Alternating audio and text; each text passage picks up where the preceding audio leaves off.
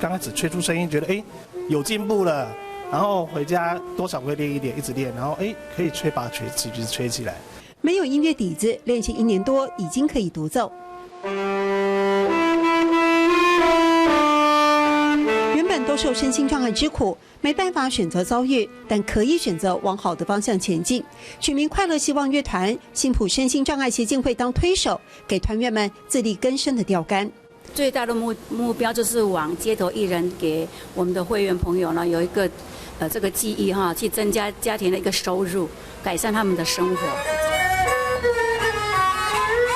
全盲视障的团长靠录音机背谱、萨克斯风、二胡都难不倒他。最近刚招募的学员从打击乐开始，一个音符一个小节慢慢学，艰难但有梦想。老师长说：“你们细胞在哪里啊？音乐细胞在哪里啊？”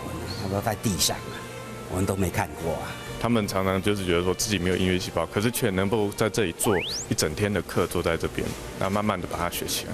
相互打气，别放大自己失去的，突破障碍，要活得更勇敢。我们客家就是昂扬进心、应景的哈，所以每个团员都花了很多的时间去练这个。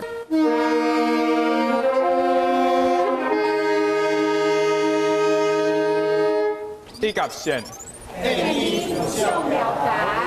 这是音乐的1年多展现了客家本色。老师说默契很好，团员们说我们互相了解，一甲线 and 互相了解，用音乐踏进彼此的世界。他们也期待走上街头表演的那一天。